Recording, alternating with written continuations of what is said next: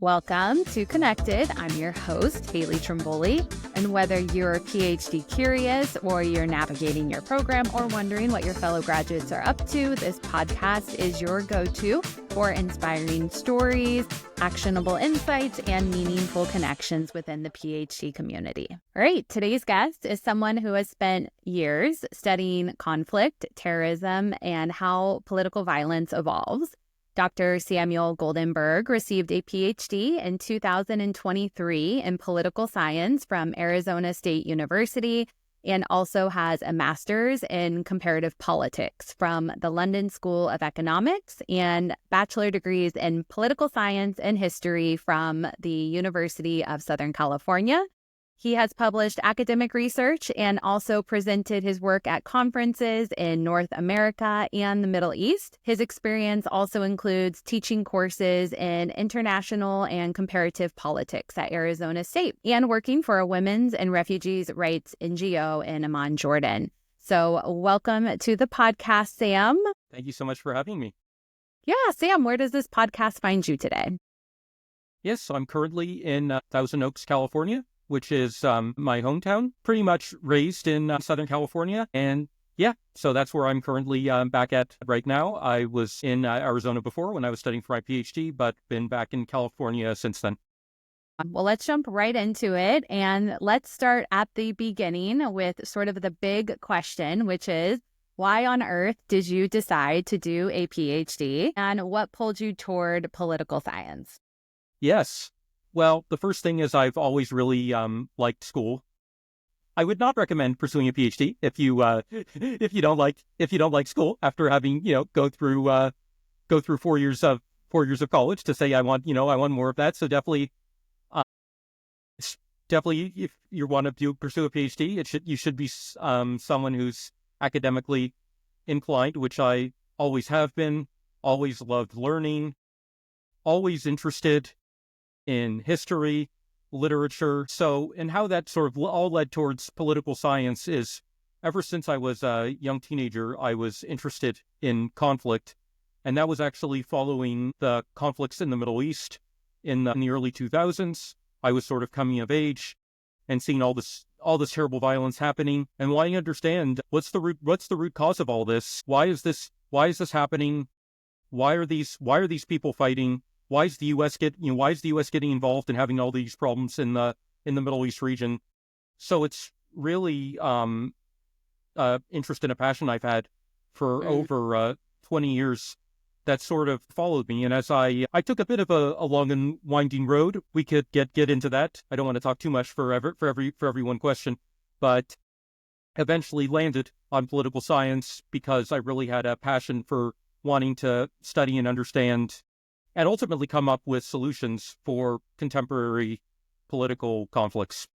Yeah. I mean, I think that you definitely have to love learning to be able to complete your general education and then continue into school. And so this topic was not new in your PhD program. Like, was it tied in as well into your bachelor's, into your master's study, or was it something that sort of blossomed new in the PhD? Well, initially I was studying history, actually, and I did complete my bachelor's in history, but then switched to political science because I found within that field, and if you wanted to do graduate work, it's more political science if you want to study contemporary ongoing conflicts around the world. It's more the people who study that usually do political science. History is usually issues that are a bit older or more on various cultural issues of various regions. So that sort of led me in a pretty clear direction towards actually the end of my college experience, where then I recognized, well, I want to continue pursuing education in this area. And for the topics I'm interested in, it's more political science programs that cover that. So then I did do a master's at London School of Economics in comparative politics, which actually you could choose a subfield within comparative politics. And they had part of why I picked the program at the London School of Economics is they had a subfield specifically in conflict studies. So that was a really perfect fit for what I wanted to do. I see. Okay. Yeah. One led to the others. Yeah. Once you decided to go for the PhD, how did you figure out where to actually do it? Like, was it also this research fit? Was it the program prestige, the faculty, a Yeah, gut feeling? yeah, that's an interesting yeah, there's several parts to it. The first part is that you want to look at the professors who are doing research in an area that you're interested in and that you feel was a good fit, because you're really in the end ultimately applying to be mentored and by and work with professors when you go into a graduate program. So I was looking more into that as opposed to the rank of the program itself. Obviously, rankings can be somewhat subjective for certain fields. Like there's not a lot of, like if you're looking at rankings, it's pretty much, U.S. News and World Report. For certain other programs, I believe Foreign Policy Magazine might rank them for international relations and maybe even political science programs. So so it's not just a matter of saying, well, there's the top universities in the country and I just want to get my PhD there. It's really, you're looking at various programs and which professors are in the areas that you're interested in studying, and that you're sure are still actively researching and taking on students, that they're not a couple years from retirement. And also the other factor that I wouldn't underestimate is this a place that you really want to live? Because this is going to be a place where you're going to be, most programs still are going to be in person. And is this a place that you want to live for 5, 7+ years? So taking account all types of things. What type of climate do you like? Do you like living in a city versus a rural area? Right. Yeah, I mean, it's like you really have to think about those practical components too, because that is where you're going to be spending a large majority of your time if you're doing an in-person program and going to be on campus, etc. So I'm curious, like, how did you identify those faculty that led you to the PhD program that you ended up applying for? Like, was it through just the research in your master's program? Like, how did you actually locate those folks and build that sort of knowledge set? Yeah, like I was just looking up professors studying conflict, and looking on Google Scholar, looking in the similar types of areas related to conflict that I'm focused on, and seeing who the authors are and where they're at, and then sort of seeing oh wow, this seems like a place this seems like a university I'd really enjoy going to. It's in an area that I think I would enjoy living in. So that was sort of my overall process. Yeah. So was the warm weather a draw to Arizona? Absolutely. Was that a non-negotiable? Absolutely. It wasn't, not too far from my family in California, which is important for me. Yeah. I also have allergies, so desert climate appealed to me. Yeah, yeah. Well, I mean, I think that's so important, is like you have one aspect of the research and then those other practical things. So yeah, appreciate that perspective. So then you kind of found this program based on the faculty, the place you would be willing to live, and you kind of had to convince them to let you in. So how did you pitch yourself in your application? Like, were you confident? Were you agonizing over every word of your statement of purpose? Like, what did that process look like? Definitely was not confident at first. And in fact, I had to go through several rounds of applications before I was accepted into a PhD program. So it was definitely required determination, seeing a reflection on where I could make my application stronger. And I basically was a pretty finely oiled machine by the end of it after several rounds of applications. But yeah, it's really sort of learning to pitch yourself specifically to the professors you want to work with, and demonstrating you're familiar with what they're doing and how what you want to do matches with and fits with what they're doing.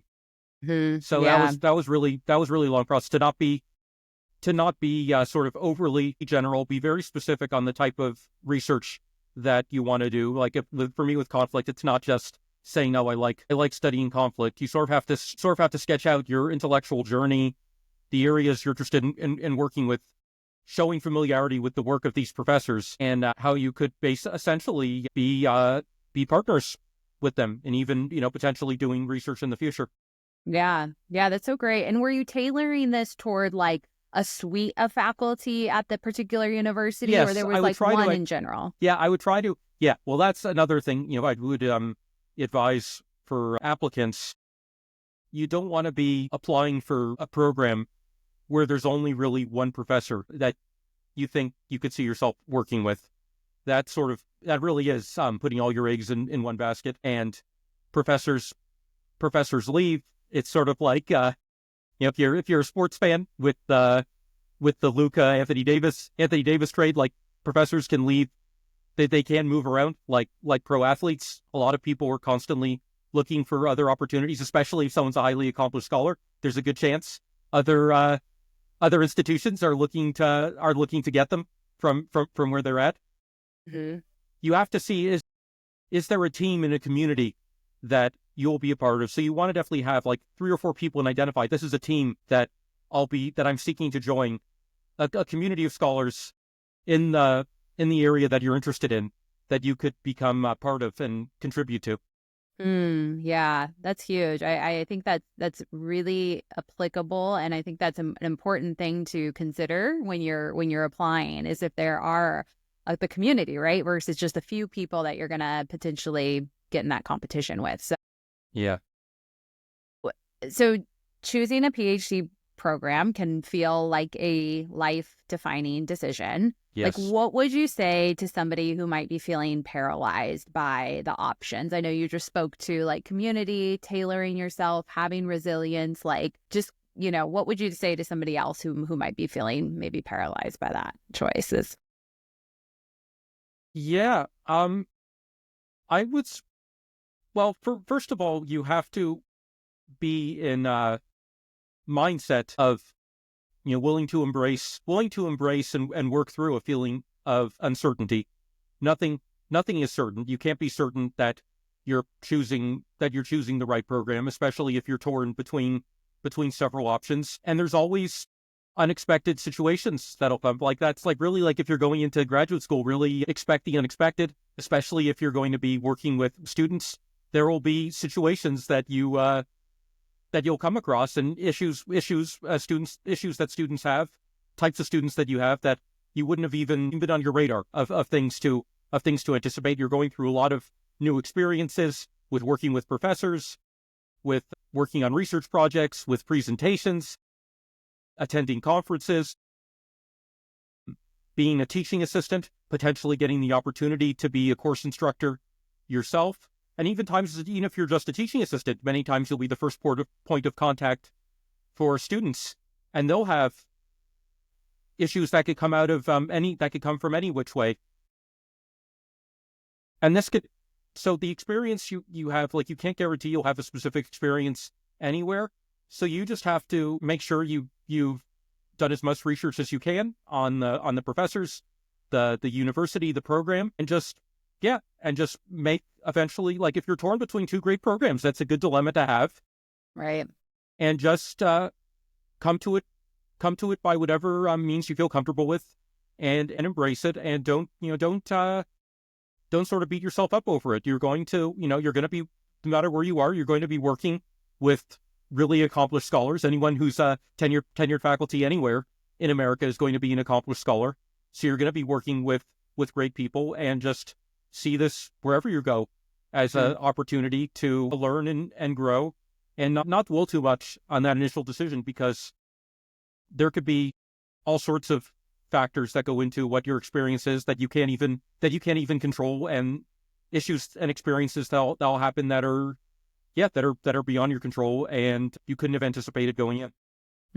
Yeah, absolutely. That's like really just like the tip of the iceberg. That's like the first point to like all these other things that are going to unfold for you that you can't predict. And I think that it's so important to have that mindset of, gratitude for what is, like what's there, like thinking, if you do have 2 schools that you have that option to choose between, like that is a great decision, where sometimes it can be easy to be like, oh man, what if I make the wrong decision? But really what it is, You're going to have great faculty at both of those. This is a great decision, like stepping back to that point and realizing this is just one aspect of your journey that you're going to start unfolding. So first day of your PhD, did you feel totally prepared going in, or was it more of a like, guess we're figuring this out as we go sort of experience? I mean, you already have, your academic experience going up to it, but was that enough to prepare you for the first day of the PhD?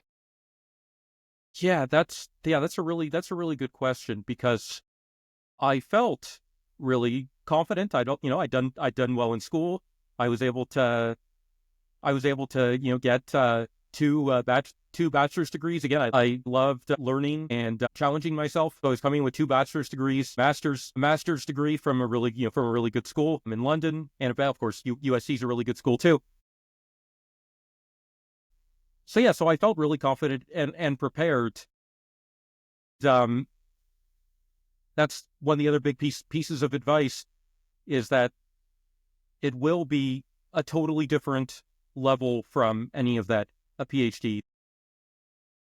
The amount of reading that's required, that you do sort of start off going 100 miles an hour. You'll have a certain number of hours that you're expected to work as a TA right away. So right away, you're sort of balancing essentially a part-time job with courseworks that have a heavy workload and reading load.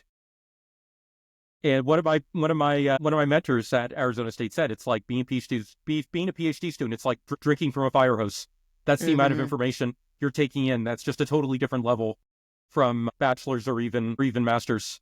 So I would say in that respect, I was sort of overconfident. So, well, just be a little bit more than what masters is. No, it's a completely new thing. And then, however, you also need to be prepared for the amount of growth that you'll experience is awesome.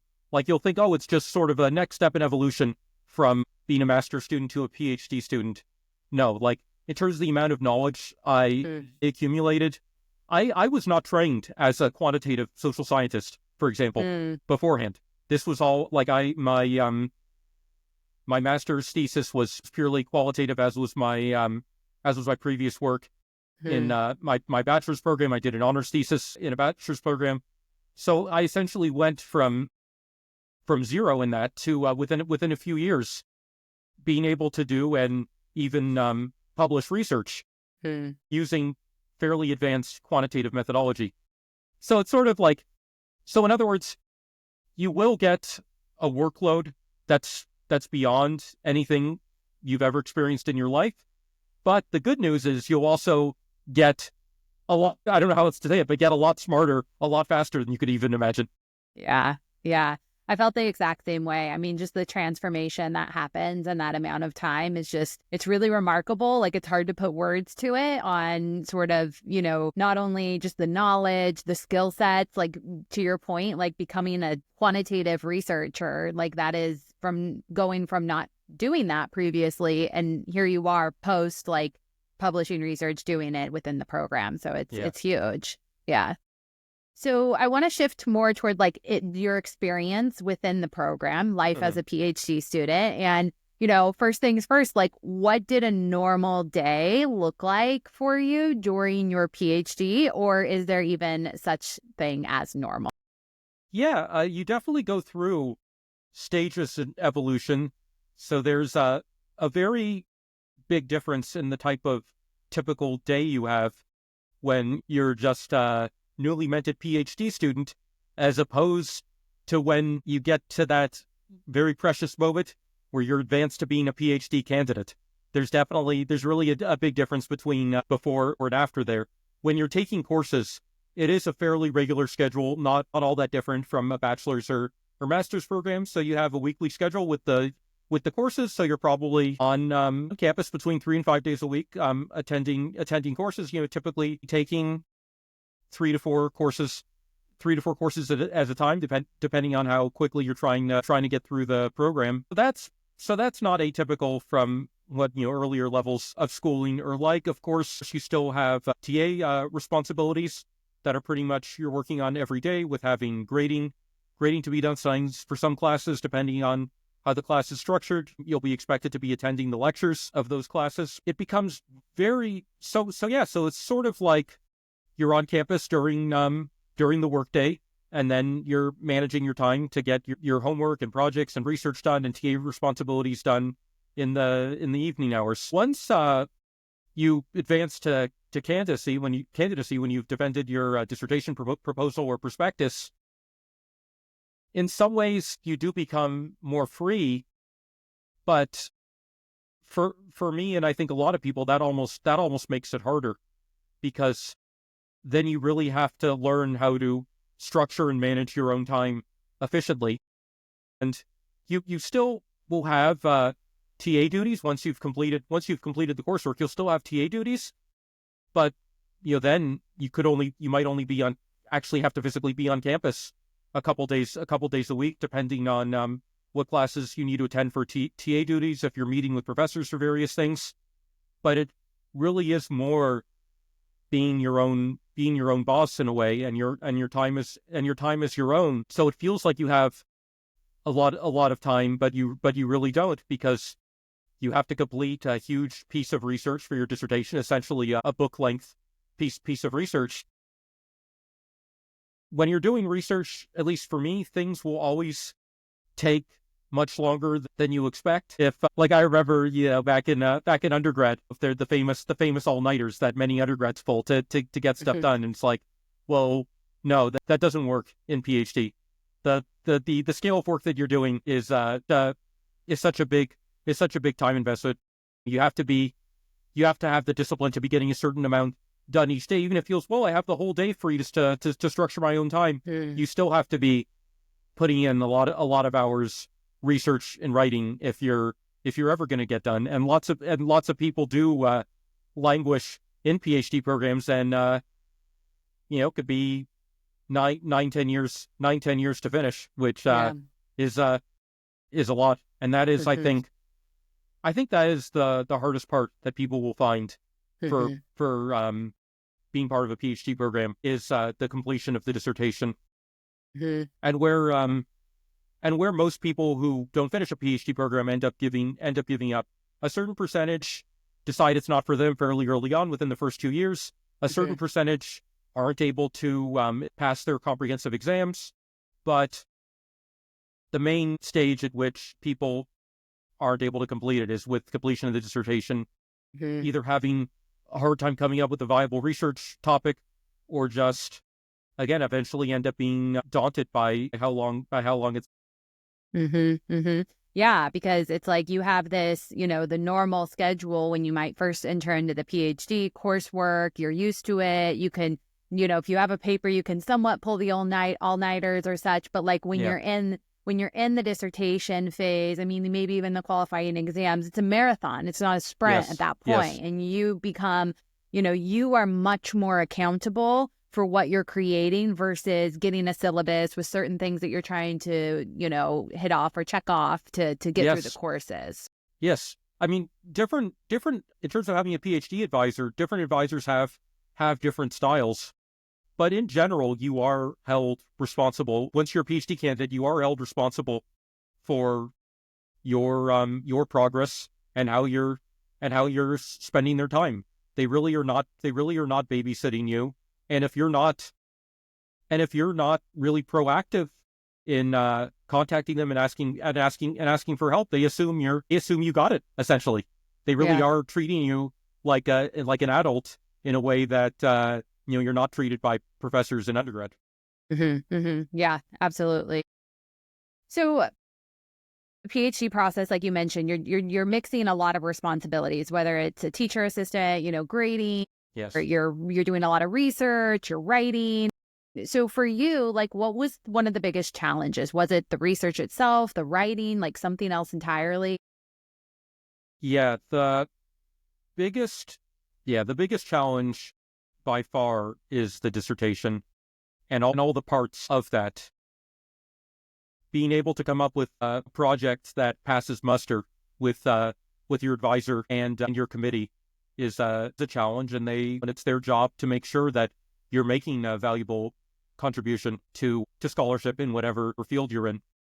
So that's So I find that to be a totally different level than any other part of it. Like I thought comprehensive exams, qualifying exams were hard, and all the preparation for that, and even sitting for in my program, the exam for the major field was 8 hours long, and for the minor field was 6 hours long. I thought that was hard, but doing a dissertation is a picnic compared to that. Putting together, because it'll be like basically definitionally, it'll be longer than any other piece of writing you've ever done by, not even close. A master's thesis could be as short as 30, 40 pages. Could be a master's thesis. So that's it. So yeah, so it's totally different in terms of scale. Like you said, it is definitely a marathon. It takes a lot of fortitude, because if your advisor, if they're doing their job, they'll be tearing it apart, and you have to address the criticism and take the feedback, and eventually you end up with a really strong finished product. But that's really tough to have multiple meetings where you're saying, well, not quite there yet, this or that isn't good, you really need to add to this section, when it feels like you're doing so much work to be constantly being made to get to the level where it's actually ready to defend is really difficult. So you definitely need to be you sort of need to be reflective and understand that this is for your own good, to develop you into a professional scholar, essentially, whether you want to go the academic route or a public policy route. It's for your own good to sort of mold you. It's like being an apprentice. To be a scholar or high level professional. So you have to be reflective about the critique that you're getting, not let that get you down. Take the positives from it and move forward. Yeah, for sure. I mean, it's no wonder why people get stuck in that process, because you get very invested in your topic and your research, and at some capacity, like, you have to begin to like step back and look at it a little bit more objectively, because of the time, the effort, the thought, the care that you invest into this thing that you're creating. When somebody gives you that feedback, you can feel kind of personally, definitely, maybe personally attacked or something. Exactly. In a way. And that really is the business, and it'll be what you deal with throughout a whole career. It'll be stuff that you spend so much time and effort in, only to present it to people who are going to say pretty bluntly that they think it's wrong or it's crap, whatever. That it really is the business model. And that's sort of how science in any field advances. It only advances through that back and forth with critique, even harsh critique, and then responding to the critique. And that ultimately does ultimately improve the quality of work when you're forced to respond to critiques. Science even critiques that weren't even on your radar. Science, you can anticipate what potential critiques would be, but there could always be, whenever a different person looks at your work, they'll notice things that weren't even on your radar at all.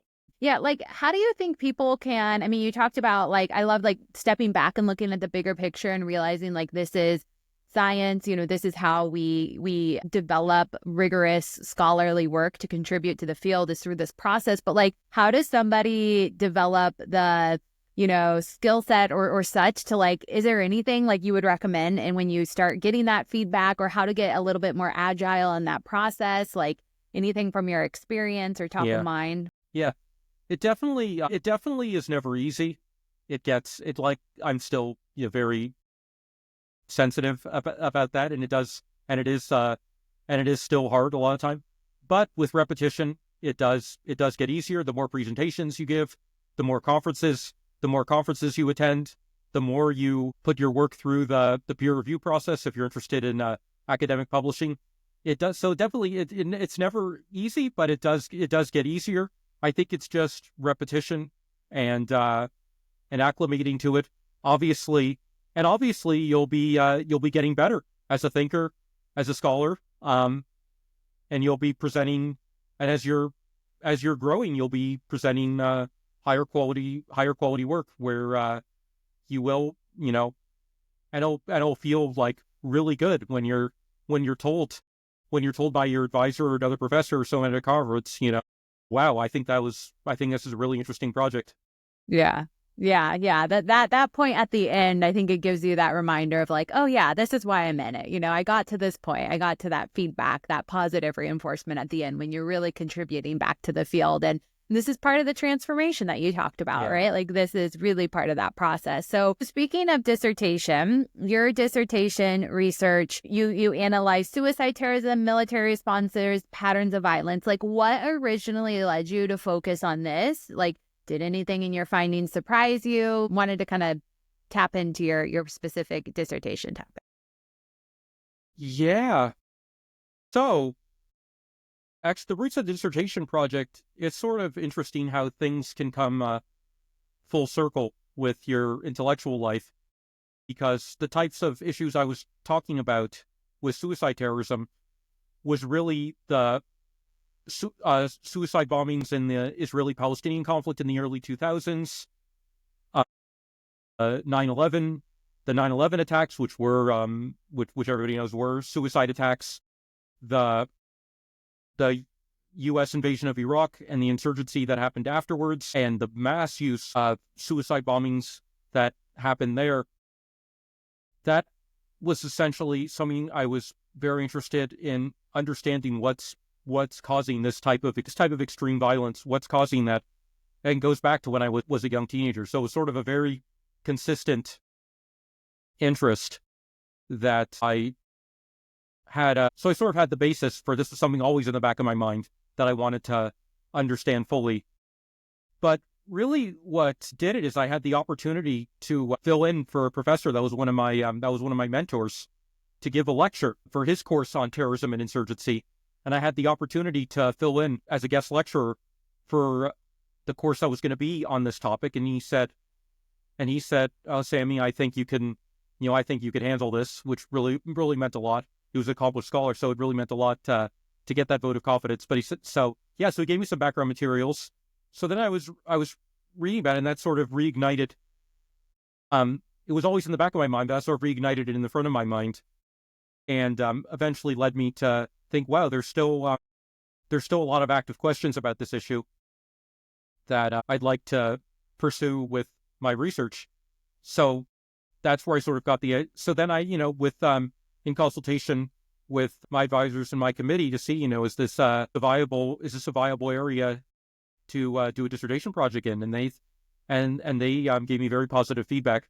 So that was sort of that was sort of the spark there. In terms of unexpected findings, what I found really interesting, and it was a long time going into, because I had two sort of complementary interests here with terrorism, but also the state response to terrorism and how they affect each other. So how does the activities of terrorist groups, how does that impact how the state responds? But how does the state security response, how is that impacting how the terrorist group responds? So sort of this conflictual dynamic relationship. And I had found in past research that a lot of times the heavy security response from states to terrorism actually worsens terrorism in terms of how many terrorist attacks are carried out, the intensity of terrorist violence. So a really interesting finding in my research on this with my dissertation is this idea that the more state military force is applied in dealing with terrorism, actually it increases the amount of suicide attacks that terrorist groups carry out, because there's this common phrase in conflict studies that terrorism is a weapon of the weak. So sort of the greater the asymmetry between a state military and the terrorist group, the more these non-state armed groups resort to terrorist tactics. So if you have a situation where there is violent activities by a non-state armed group, the more force that's being put on them, the more you see an increase in things like suicide attacks. So that was really interesting to see and see confirmed by quantitative analysis. Yeah. And talk about a little bit like what are some of the real world like implications or such of your findings, or what conclusions you came to? Yeah, those are, yeah, there definitely are implications. And I always wanted my research to have relevance to public policy. I sort of straddling both worlds. So it's sort of straddling both worlds between academic political science and the public policy world. I have a foot in both, and I want to make contributions in both. And it's important to me that my work has relevance to both academic audience and to policymakers and anyone interested in learning about policy, conflict, security issues. So my research definitely has implications for that. It's essentially with sometimes a security response to terrorism is necessary, but I think it's important that people are aware. In many cases, at least in the short term, you will see an increase in terrorist violence when you respond to terrorism with force. That doesn't mean you should never use force, or that there aren't situations where there might not be an alternative, but it's important. It's important for at least countries involved in this type of conflict to prepare for that, that when there's an intensification of counterterrorism, counterinsurgency, that there will be a violent and intensified terrorist response. Wow. Yeah. I mean, I think this is so applicable. I mean, it's relevant, right? Yeah. Just to the world that we're things living come full circle. Like the types of conflicts and the type of violence that occurs in world affairs that led me down this road to eventually getting a PhD. It sort of came full circle. Defended in the early 2000s with suicide attacks in the Israeli-Palestinian conflict in the early 2000s, to then defending my PhD in July 2023, and then October 2023 happens. So basically, so I think that's one thing to keep in mind if you're a scholar, to have belief that the area you're working on matters, even if at the time that you're working on it, it might not seem relevant. Things always come back around. And there was a period of time for a few years where terrorism wasn't an issue that was really in vogue for people who were studying. You know, that maybe like not oversimplifying, but there was this idea that terrorism's not really a relevant issue anymore. We had COVID-19. We have great power competition with the U.S., China, Russia, the Russian invasion of Ukraine. And this people thought, with again overgeneralizing, but that this idea of terrorist violence in the Middle East is an issue that sort of faded more to the background, and all of a sudden it's the main issue in world politics again. So always have faith that if you've invested time into doing work in an area, that it has relevance, it has continued relevance. And if you're feeling discouraged that people don't seem to care about this topic anymore as like they used to, things will always come back into relevance at some point. Yeah, and you absolutely. can't anticipate when it will happen. You just need to have faith in what you're doing and keep plugging away at it. Yeah, exactly. Yep. So switching gears a little, thinking about life sort of after graduation, post PhD, you know, you made it. What's life like on the other side of the PhD tunnel? Yeah, well, it's definitely like an unmatched feeling of satisfaction when you get that, which you experienced fairly recently, where you get that, you know, congratulations, doctor, after defending, and then when you finally, you know, have the final revisions and the final stamp that you've completed, it's like, again, it's probably like how someone feels when they completed a marathon or an ultra marathon. So that feels really, really good. To an extent, though, it's like just reaching the starting line of the rest of your life, the rest of your professional life. So then you're entering into a different sort of challenge of the job market, and the academic job market in the social sciences is extremely competitive and challenging. There's the academic field in general. There's quite low turnover, few positions, few openings, more and more PhDs graduating, entering the profession every year. So it's a real challenge. It's It's very stressful. You have to be prepared for filling out applications on a mass scale in assembly line fashion. So that's really what I've been doing, being on that job market since then. So it is good to have this sort of transitional phase where I am able to an extent to fully focus on getting my own research published. But it's definitely a very nerve-wracking phase to be in, and to be and again, in terms of the issue of trying to fortify your ego, you're going to be rejected from 99% of places. You're like, even for an interview, you're going to be getting 99% rejections. So you have to be prepared for that and fortify yourself for that. Just acknowledge that this is an incredibly complicated market. It doesn't say anything negative about you as a person, as a scholar, as someone. It doesn't say anything bad about your accomplishments. It's just incredibly competitive out there. And you just have to ultimately still believe that eventually you'll find a place that's a good match. And just like with trying to find a program, you'll find a place that's a good match with the type of work you want to do.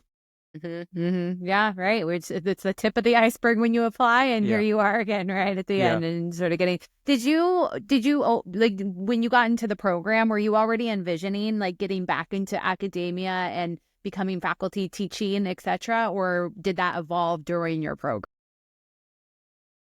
Yeah, it definitely, obviously it's something I think, if especially a PhD in the social sciences, I would think it's something right away you'll be considering, because that's one of the main reasons you do it in the first place.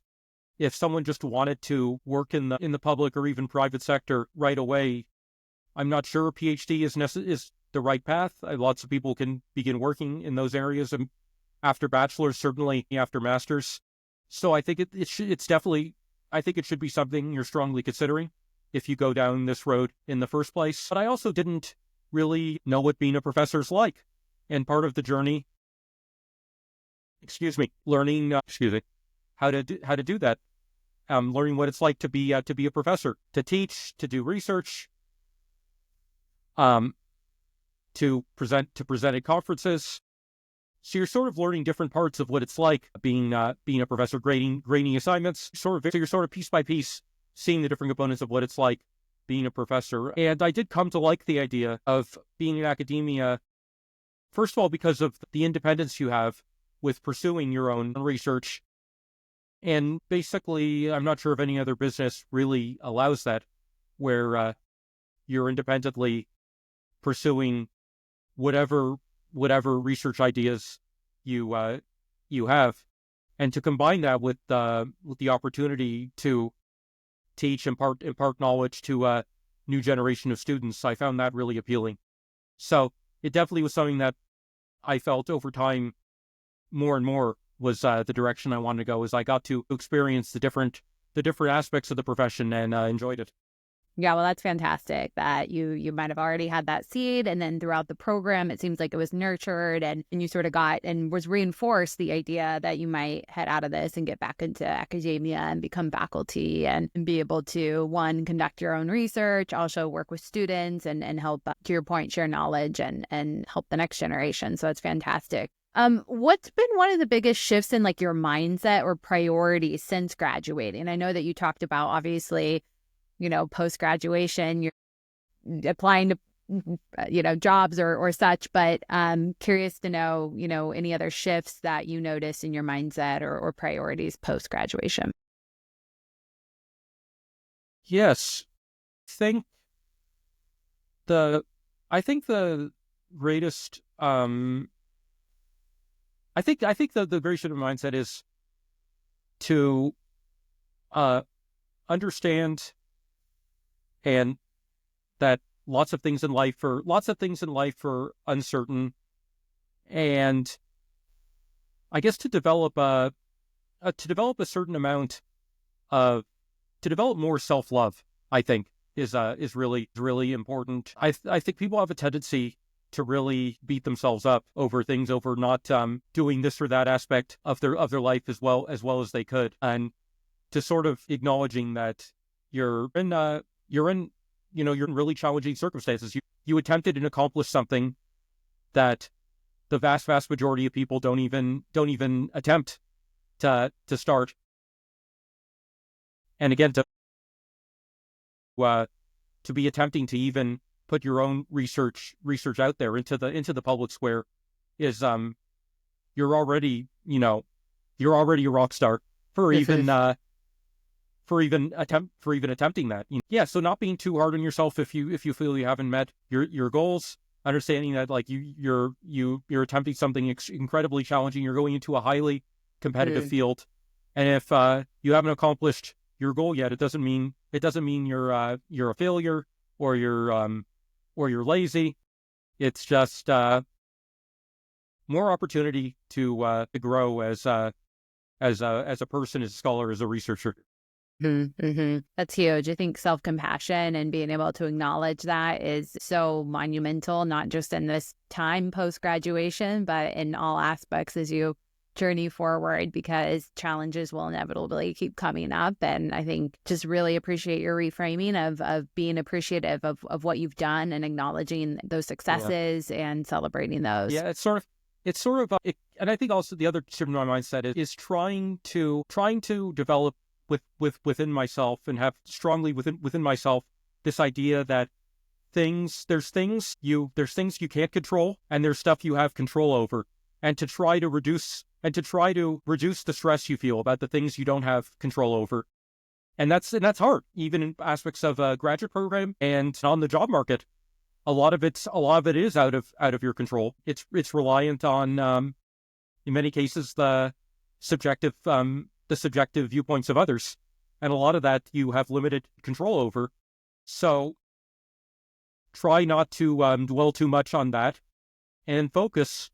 What are the practical things that I do have control over, that I could improve my life, and even it could be small steps for improving both your professional and personal life, and trying to focus on sort of little bites to take to tackle, to not overwhelm yourself.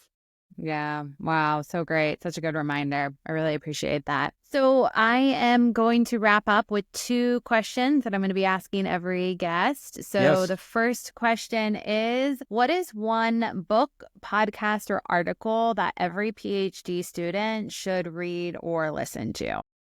Okay. I hope I'm not breaking your rules here, but I actually have 2 books that I would like to suggest, because they are practically the same topic, but from sort of 2 different perspectives that I think are both worth getting. First, and I want to make sure I get the name right, and you could find this posted for free online by the author of this. He was a political science professor, who unfortunately passed away. I believe he had ALS, but this was sort of a work that he wanted to get out there for everyone, to help people interested in PhDs and graduate students and early career scholars.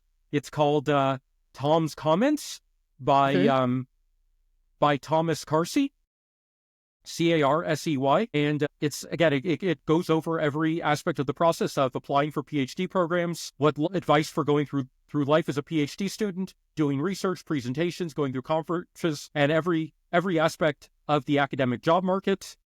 And this applies to political science and the other social sciences, and then what life is like as an early career faculty member as well. So it goes through all the stages that you talk about. It follows, and some really granular advice too. How to dress and conduct yourself for a job interview, even stuff like that. Yeah. And similarly, I have so that's just in digital and it was published in digital format. If you just look up Tom's Comments, Thomas Carsey, anyone could find it, and on the author's website, the whole PDF of the book is there. Awesome. And a very similar one, I don't know if you've heard of this.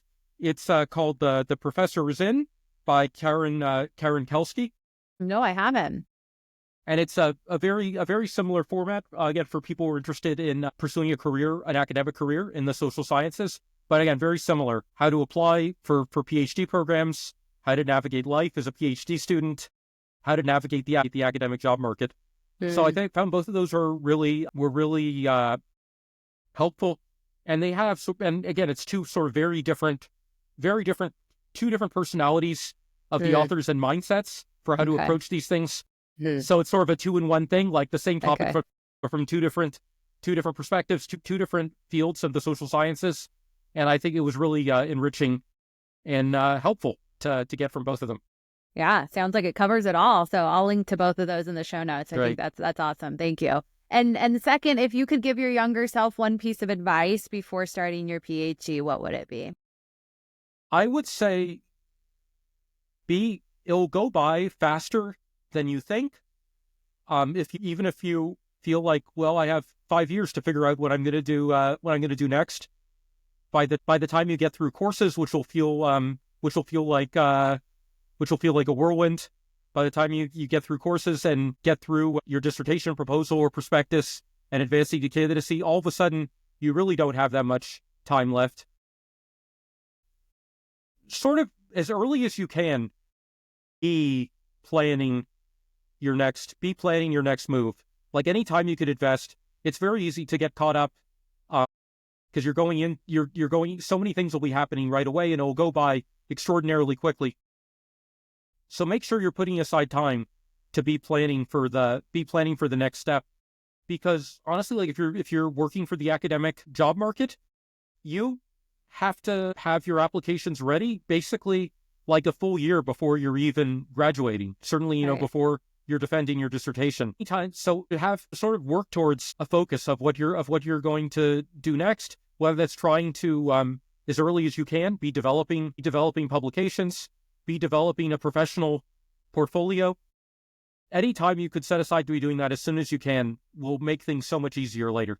Yeah, that's huge. You got to perform, but you also got to be thinking about the end in mind. So that is fantastic advice. Samuel, thank you so much for joining me today. Your insights into terrorism research and the PhD experience have been incredibly valuable. And I know the listeners will gain a lot from hearing your story. So it's been a pleasure having you on Connected. Where can people follow your work or connect with you? Yes. Will you put where I'm at? Will you put the specific URLs or hashtags in the show notes, or should I? Yep. I will. Yeah. LinkedIn. Yeah. So I'm on LinkedIn. I'm on X. I recently started on Blue Sky. Given recent things that are happening, more and more people in academia seem to be shifting to that. I still get some value from X, so I'm fairly active there and on LinkedIn.